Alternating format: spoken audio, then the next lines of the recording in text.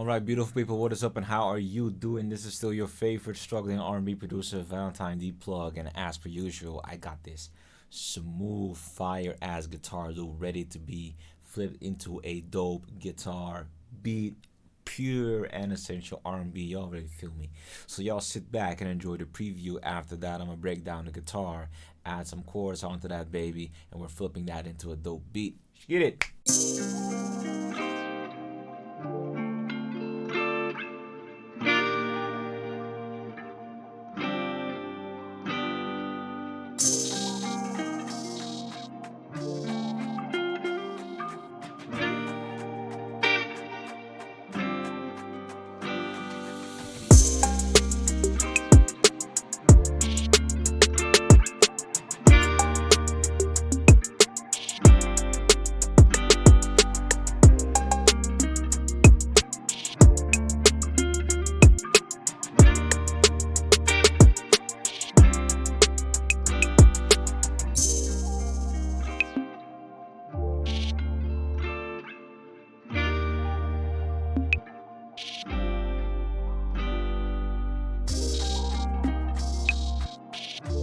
Alright now, beautiful people, please allow me to break down this dope guitar chord progression with y'all. So I'm starting off here on the 8th fret. I'm playing this C minor 7 chord.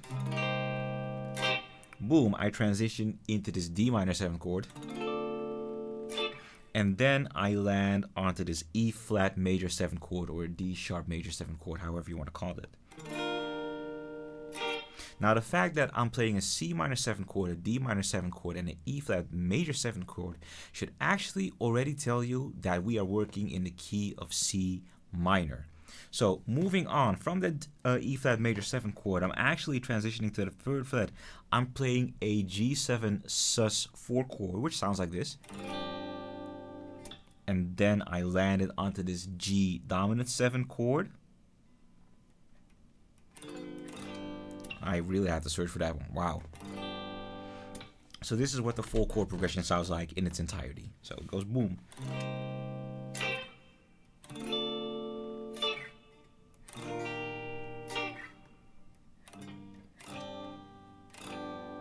Little bit of a hiccup there, but y'all get the gist. So let's head on to FL Studio. Let's break it down just a little bit further. Also, this is a friendly though unfriendly reminder to keep hydrating yourself, you dehydrated motherfuckers. Producers are among the absolute worst of taking care of themselves, but if you're cooped up behind a computer for hours, please drink some goddamn water, please. Alright, beautiful people, welcome back into FL Studio. So as I said just now, we are working in the key of C minor, which is indicated by the fact, you know, if you kind of know your scales and chords, you already you saw me name the C minor 7 chord, the D minor 7 chord, and the D sharp major 7 chord. And if you see those, hear those in rapid succession, then you kind of already know that I'm working in the key of C minor. So relatively simple chord progression. I say this a lot, but this is genuinely a relatively simple chord progression. Now, cool thing about this, hold on, let me check, is that I'm actually using a G7 sus 4 chord. So at this point, I assume that you're kind of familiar with the dominant chord, right? The dominant chord is actually constructed, let's take this G dominant 7 here. It's actually constructed through a root, a 3rd, a 5th, and I think a diminished 7th. Yeah, that's a diminished 7th, because otherwise you would have G major 7th. Now, the G7 sus 4 chord is constructed by taking that 3rd and actually raising it up a semitone, turning it into a perfect 4th. And that's how you get your sus 4 in the chord. And that is a cool way actually to land on the G dominant 7 chord and then come back. Because as you already know at this point, if you're a little bit into music theory, the G is the 5th in the scale, and the 5th always resolves to the 1st. So 5th, the dominant chord resolves to the tonic, and that's why this works so beautifully. Now, one thing that I gotta do is actually add an inversion here, and I'm gonna play you the chord progression with the guitar loop, and you'll hear exactly why.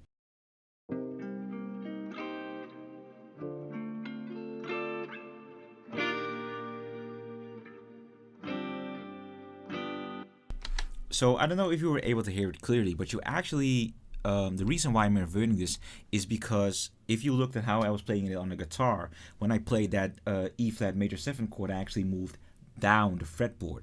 So I'm adding an inversion just to get the similar movement, because I don't want the piano to be moving up and then climaxing while the guitar is doing something different. I do want it to be somewhat in tandem. So that's why I'm using this inversion.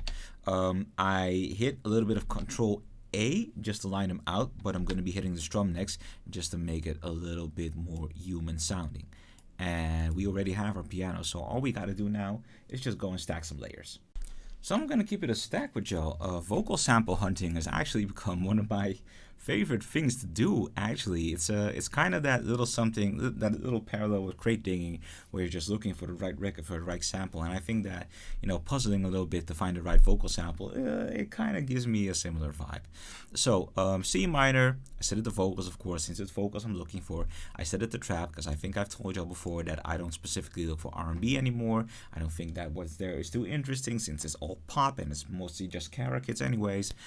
So I look for trap, and I found this particular little gem here, right here.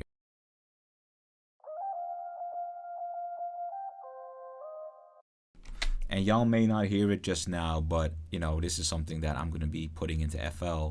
I already put it into FL. I already put it to my preset. I made a couple of tweaks, nothing too big actually. And this is what it sounds like right now.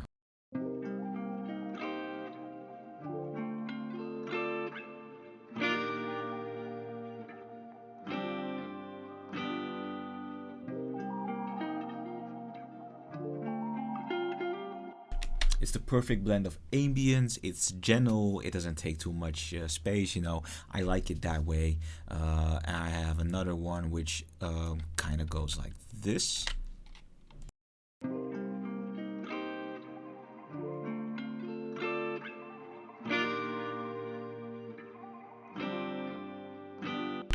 And this is the vocal sample ensemble that I'm going to be working with. So yeah, I'm going to be looking for a couple more things, just a couple more layers just to add. Okay, so a couple of minor tweaks that I made. Usually on my vocal sample preset, I have the vocal doubler by Waves on. I removed that. I replaced it with a little alto void to add some form and shifting to my vocal samples. In practice, it makes the vocal sample sound down-pitched, but form and shifting and pitch shifting are two different things. Form and shifting actually keeps the pitch intact, but it changes only the formants. I don't especially know how to explain that, but it stays in key. Let's keep it at that. What I also did, I added the pad, a very gentle pad, sounds like this.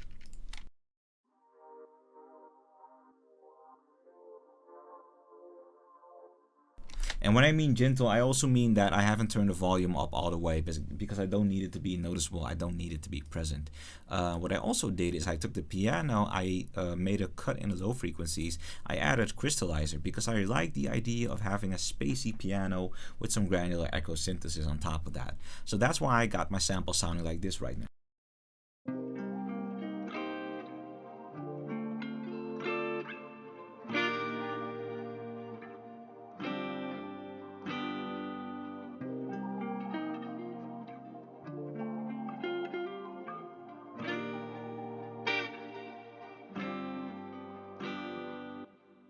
The sample right now, perfect. It sounds vibey. It's giving me late night pool party kind of vibes, you know.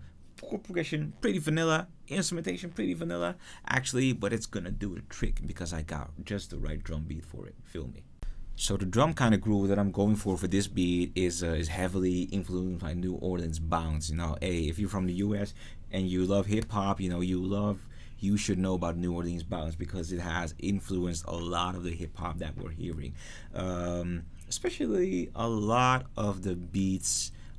Especially a lot of the beats that we consider city girl type beats actually are heavily influenced by New Orleans bounce. So I'm gonna be using my trusty favorite kit. I'm gonna be grabbing my drums and trying to get that bounce going on.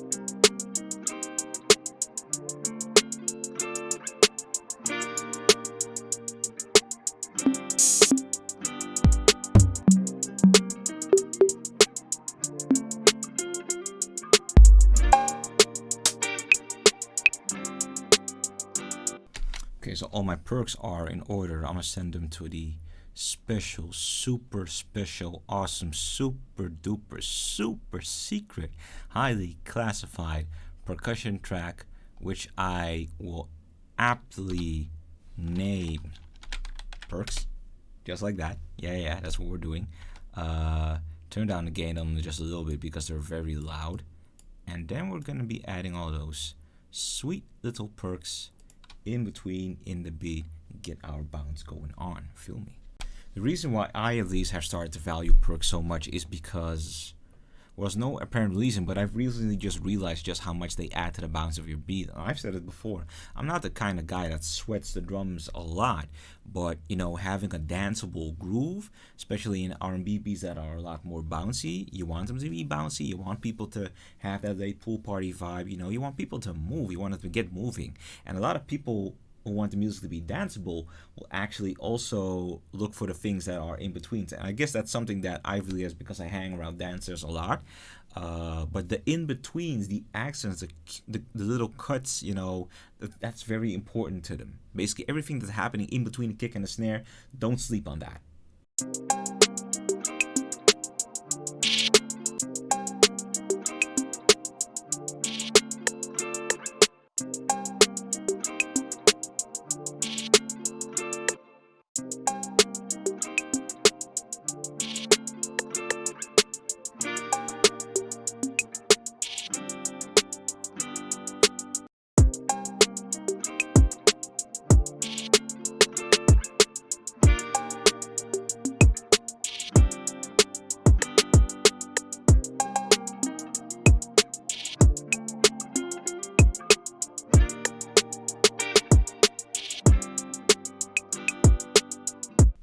Oh, now this is epic.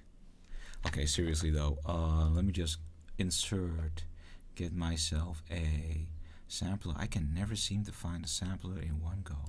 I'm gonna add an 808. I'm gonna add this here 808. Turn down the volume, the gain, just a little bit. It's not tuned to C, so I'm gonna have to use my ear, so bear with me. Alright, so you know what? For your viewing pleasure, I went ahead and I tuned that 808 to C.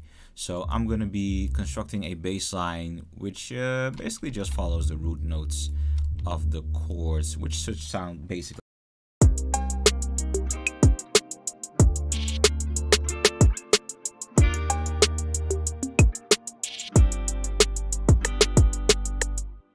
Then in the second part, I am going to have it follow the way the chord progression resolves, but I'm not using the root note. I'm actually using the perfect fourth of the G7 sus4, and I'm using the third of the G7 chord. So it should sound like. And I'm gonna extend these notes too. I'm gonna extend these. Let's go.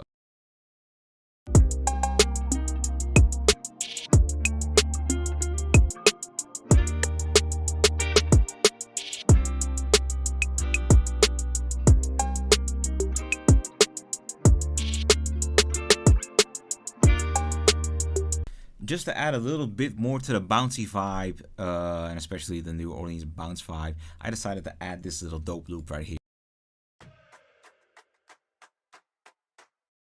I like it because of that amazing "hey Chan." It's really that, you know, jump off, you know, get it popping, and of course the clapping, which is classic to those bouncy beats, you know. So amazing. I'm thinking of adding just another more layer. I think of adding a pluck layer. And then I gotta really think long and hard about what else I really want.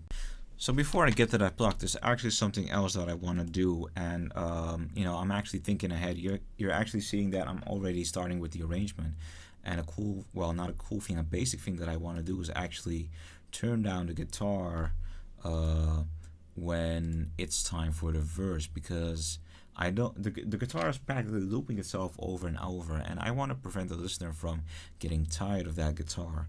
So as soon as the verse part hits, which is around here, around bar 17, I want to introduce a volume change.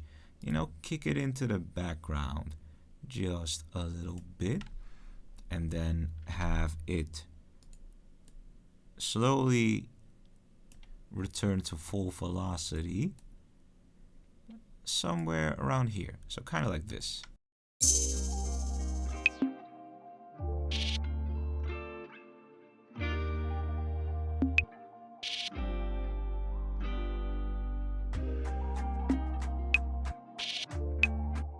The percs sound really loud, but that's because obviously I need to take them down a couple notches.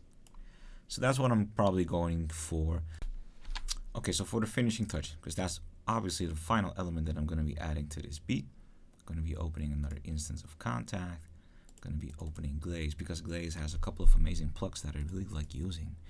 I'm going to this one. Quite cool. And I'm probably going to take my chord pattern and maybe I'm going to see what happens if I decide to arpeggiate it. See how that sounds.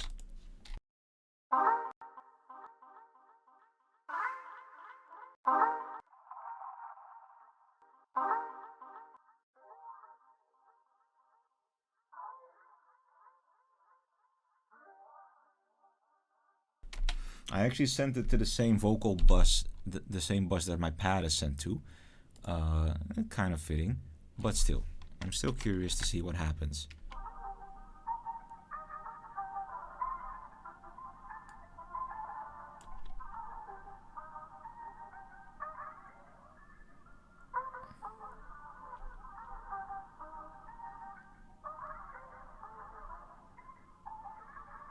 Alright, so as I'm looking at the arrangement, this is probably going to be one of those beats that starts off with a quick hook, then a verse, then the hook, then there's this part where I'm probably going to take out all the drums.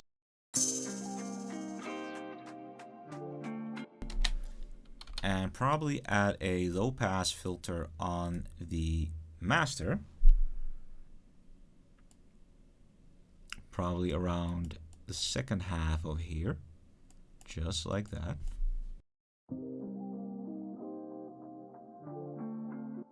And then of course I'm gradually going to be setting it back to normal as the beat is about to drop for the last time the hook is playing. So that's a very simple technique to add a little bit of suspense to your beats.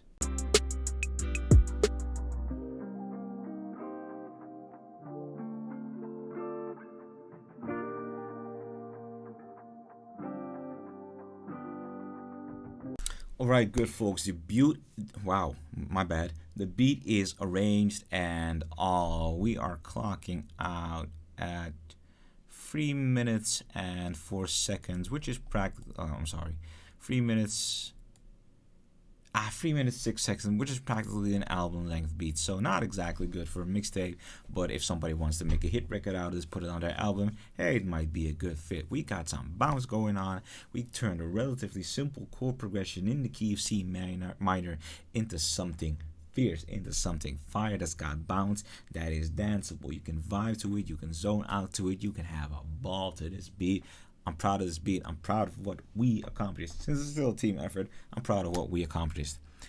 And with this, I'm sending y'all off. Thank y'all for tuning into my bullshit. Thank y'all for watching the video. I wish you all the best, beautiful folks. I'm going to see y'all in the next. Peace.